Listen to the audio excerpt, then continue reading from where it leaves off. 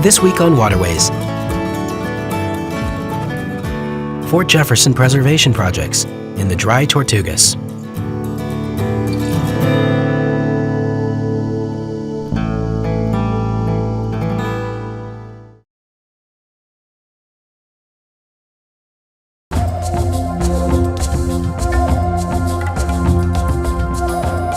Home to the world's third largest emergent coral reef.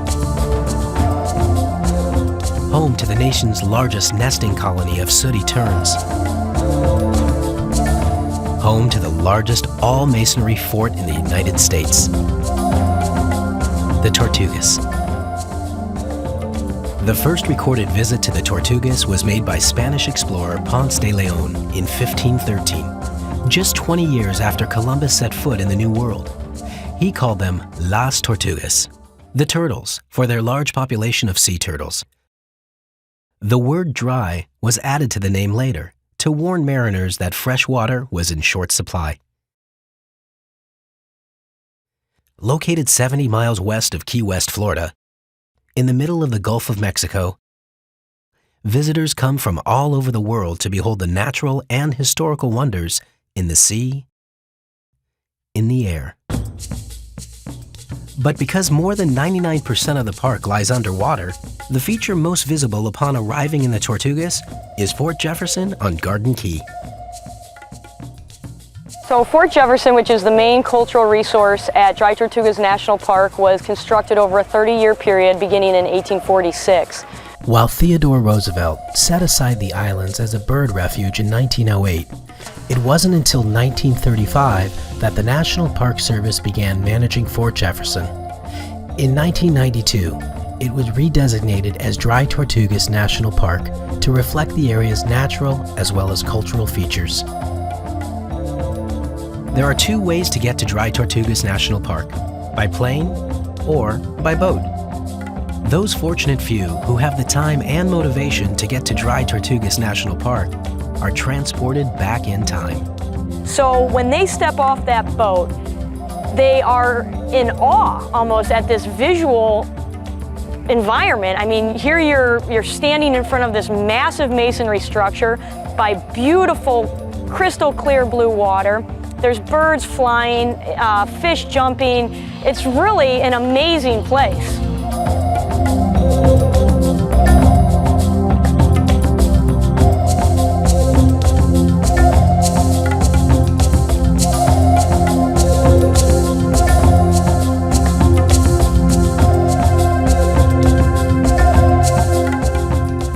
It took hundreds of laborers and $3.5 million, that's $500 million in today's dollars, for the 30-year project. And while Fort Jefferson's cannons never fired a shot in battle, the size and design of Fort Jefferson became a deterrent for every foreign aggressor that ever heard reports of this intimidating fortification.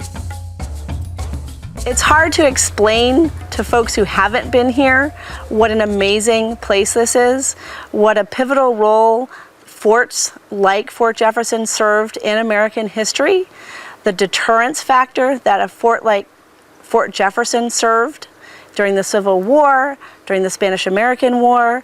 This is a phenomenal location. Fort Jefferson's design incorporated many of the latest technological advancements. Rainwater was collected and held in cisterns below each gunroom or casemate, and iron shutters were installed that were specifically designed to protect cannon crews by opening and closing automatically. It's impossible not to notice the estimated 16 million bricks that cover Fort Jefferson. But less noticeable are the iron shutters.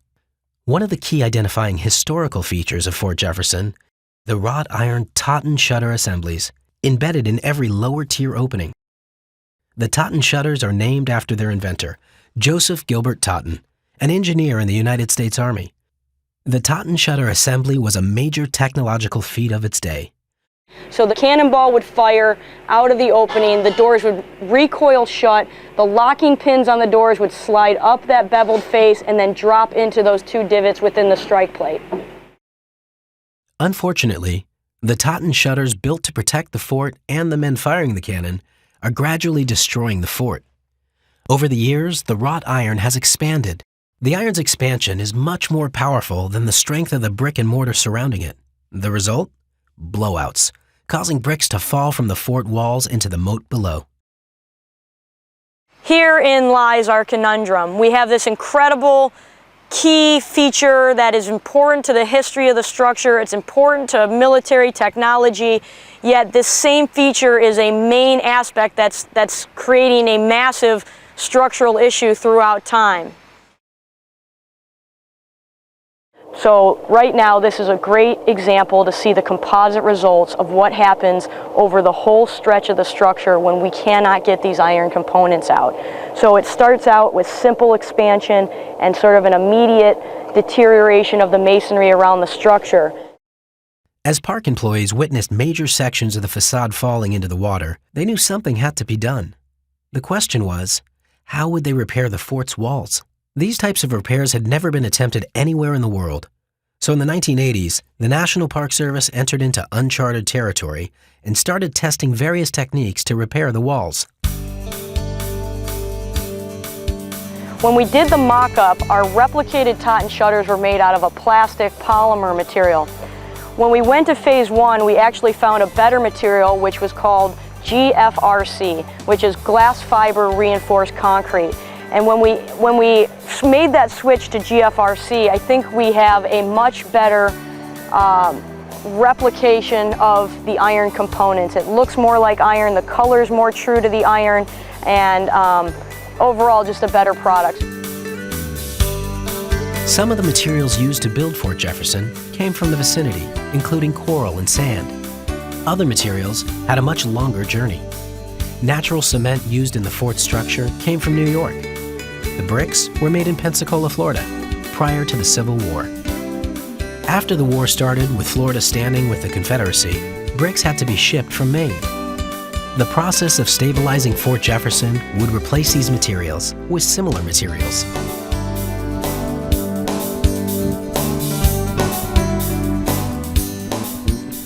Enola Contracting Services employed 15 men who worked 12 hours a day for 21 days straight. After 3 weeks of hard work, they would fly home for a week's rest before starting the cycle again. They worked this schedule from November to June for 4 years. We'd spend hours surveying each area, marking brick, just figuring out which ones come out, which ones stay, and then it takes twice as long because we could just wipe this whole wall out in hours compared to a whole week to do a section of wall so we can save the historical material.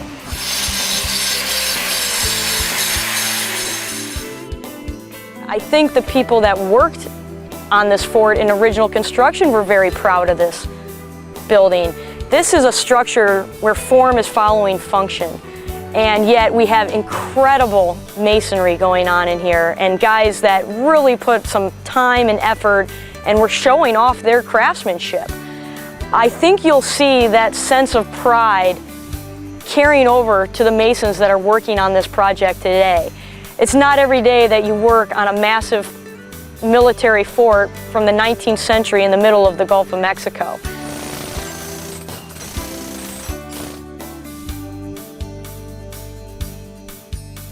The masonry is fairly standard masonry out here. It's everything else that's involved. It's the distance from land, it's the difference from a city, how we have to get everything out here, the shifts we have to work, the getting manpower out here, that doubles the workload of the job.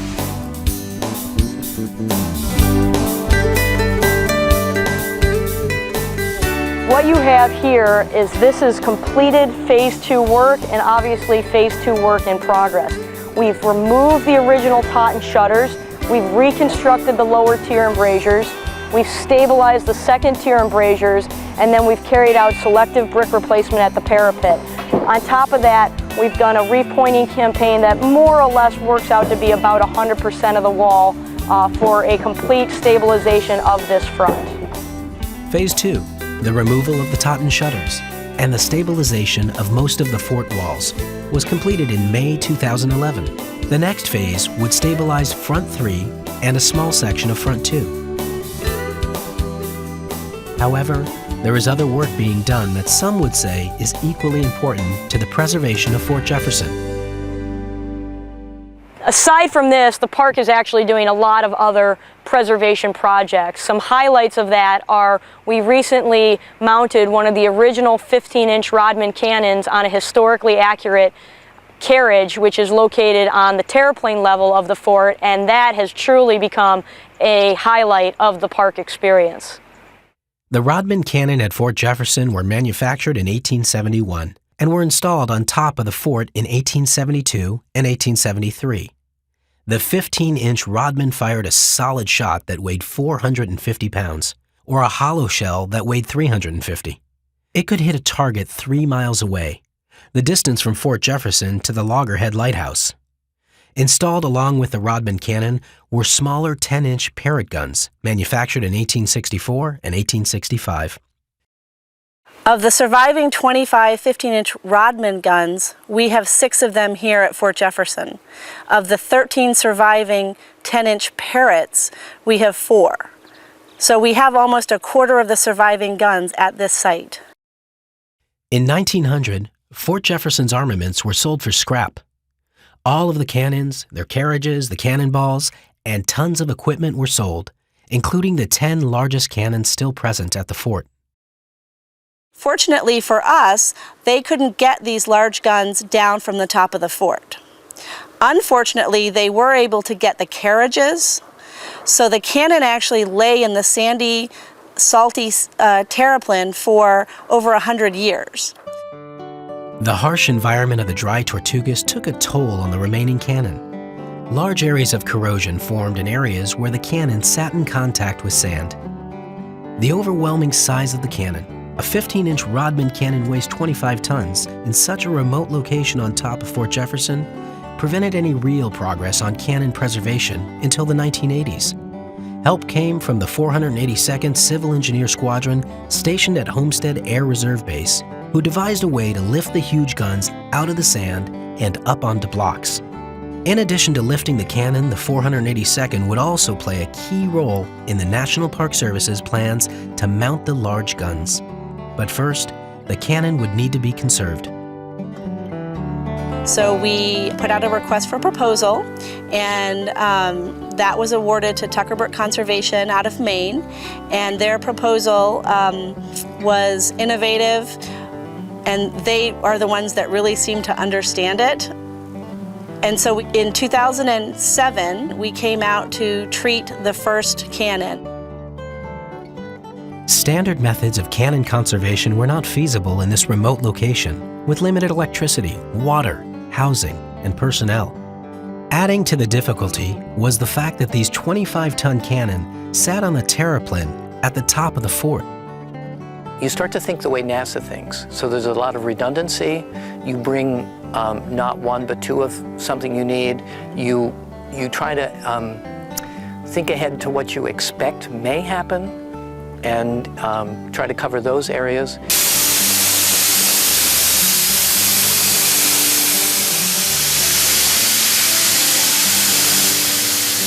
In order to treat the exterior of the guns, we needed to take off all of that corrosion and get it back down to bare metal.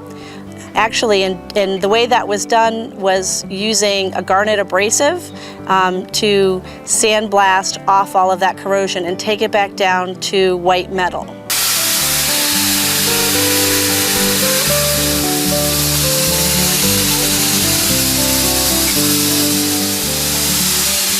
Once the metal surfaces were exposed, a zinc-rich primer was applied, followed by 2 coats of a special paint. This state-of-the-art primer and paint system is the same system used on ships and bridges, which, like the cannon at Fort Jefferson, are iron objects exposed to salty marine environments. One of the things that was critical to me in this project is that the conservation that was done to the gun would have as long a maintenance cycle as possible. This is a very labor-intensive process. It's not something that we can do annually, particularly with 10 guns. Extending the maintenance cycle was a major factor in the approach used by Ron Harvey and his partner in the project, Jonathan Taggart. The paint system on the outside of the cannon seals out moisture, preventing new corrosion from forming. Treating the inside of the cannon, however, presented another challenge. The interior of a Rodman gun, called the bore, is 16 feet long, but only 15 inches in diameter, which made accessing it for treatment difficult. One of the changes, one of the unique things that we did with the proposal was suggest dealing with the bore in a different way. Inspired by historic tools used to swab out the cannon tube, Taggart and Harvey created their own versions of tools to clean the cannon bores and apply a protective coating inside the guns. Harvey also developed a methodology that he calls the double port system to create a separate microclimate within the bore. After coating the bore, a trough of silica gel was installed behind the inner door, or port, to keep the relative humidity inside the cannon very low. Harvey installed a data logger between the two ports to monitor what was going on inside the cannon. The goal is to keep the cannon dry from the inside out. If the relative humidity stays below 15%, corrosion will not form. By electronically monitoring the internal environment of the cannon, there is no guesswork. Thus far, the team's techniques have proven very successful, and the silica gel is expected to have a maintenance cycle of 4 to 5 years. And it allows a park that has limited service, has limited people, to reduce their preservation practices. They really don't have to do a lot. They just have to monitor, and then when it's time, they change out the silica gel. The conservation treatment of the cannon ensures their long-term preservation, but it does little to help visitors understand how these guns worked or their role in defending the Gulf. Without the missing carriages, that part of the story is hard to understand. It was actually a couple of years ago when we were working towards the park's 75th anniversary that we thought this would be a fantastic gift to the public to be able to remount one of these guns for the first time in 110 years. Visitors could come out here and see what one of these large guns looks like on a carriage. The technical challenges to mounting one of the 25-ton Rodman guns were immense. In the end, more than 50 people were involved in the mounting project in one way or another. Having a carriage made was the easy part, since the original design drawings still exist at the National Archives. However, the original Rodman gun platforms at Fort Jefferson were only temporary platforms that didn't survive intact, and there were no historical drawings or photographs of them known to exist. To help them understand what needed to be reconstructed, National Park Service archaeologists conducted excavations at the fort to determine the size, shape, and construction details of the original platforms. To reconstruct the platform on top of the fort, Russell relied on the park's longtime partnership with the 482nd Civil Engineers Squadron. Historically, the platform would have been created first and then the gun brought to the top of the fort. But with the 25-ton cannon already in place, the 482nd had to devise a phased approach to building the platform, an approach that would construct the platform around the existing cannon. Perhaps the greatest challenge, however, was how to lift the cannon. Because of Fort Jefferson's location and structural design, using a modern crane was not an option. Fortunately, Nancy Russell had been scouring the archives and historic references for any information on the fort's artillery. She came running back from the archive and saying, look, I found the artillery manual from the Civil War, and they have pictures in it of the devices they used to move these cannons. There was a sledge or a cradle which the cannon would rest in and then would be on rollers and then would roll on this plank highway, and that's how they moved them. And I said, Nancy, that's what we need to do. That's how we should move it. Using the historic references as inspiration, Taggart and his team redesigned the historic tools used to move the cannon, once again creating modern versions of the tools used almost 150 years earlier. The same basic principles and equipment were used, but materials and methods were brought into the 21st century to improve safety and reduce labor. We did exactly what they did in the Civil War, was we built a plank highway. We actually put some steel on top of it. They would have used rollers, just pipe rollers or log rollers to roll. That we thought that was a little scary, so we actually used modern machine removers and 2 come-alongs, and we were able to just pull, 2 people pulling on the come-alongs. We had 1 person on the backside to act as a brake just in case it decided to run away on us. Records indicate that it took 50 privates and 2 officers working in 2 teams to lift a 25-ton Rodman cannon up to the top of the fort. Once there, a team of 12 was needed to move the gun into position. Russell, Harvey, and Taggart had far fewer personnel. Only 2 men were needed to pull the cannon onto the platform for lifting. Once it was on the platform, a single man moved the 25-ton cannon backwards into position.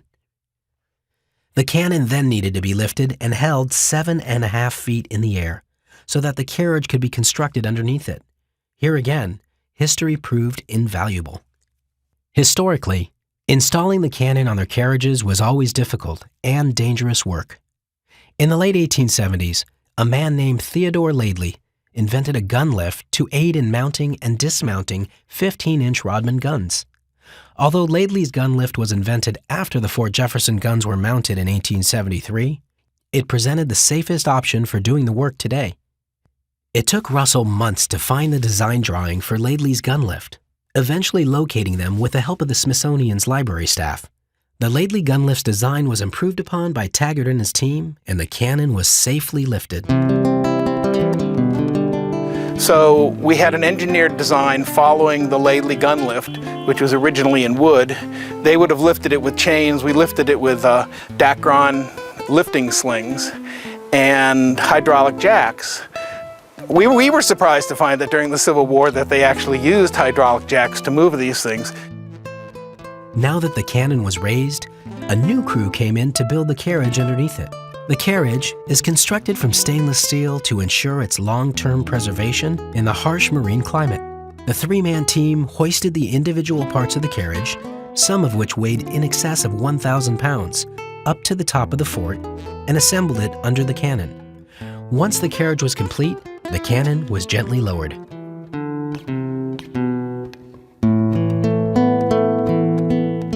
Visitors to Dry Tortugas National Park today will see a Fort Jefferson that hasn't been seen in over 100 years, and one vastly improved over just 5 or 10 years ago. The fort's walls are being repaired, and the appearance of the Totten shutters restored. The cannon are being treated and maintained. The military deterrent that the guns represented is visible as the mountain Rodman guns aim over the fort's walls, a warning to approaching ships, which today carry visitors. Now, having just this one gun mounted, people come up and suddenly they get it. They really understand what it was about, how it was meant to be used. They're asking all kinds of questions about what it took to man that gun, to service the gun, how far it could shoot. They really are starting to really get interested in it, whereas before it was very much an inanimate object. Now, through the mounting process, they really get it. The National Park Service and its partners continue to work to preserve the cannon at Fort Jefferson. As of March 2012, 8 of the 10 large guns have received conservation treatment. Mounting all 10 cannon on reproductive carriages is very expensive, but the need to preserve the guns and improve the visitor experience at the park continues. The 482nd Civil Engineer Squadron continues to make platforms to mount the remaining Rodman guns. By the end of 2014, the park expects to have all 10 guns conserved and 6 of the guns mounted. After the Rodmans are completed, Nancy Russell and her team hope to get funding to tackle mounting the smaller Parrott guns.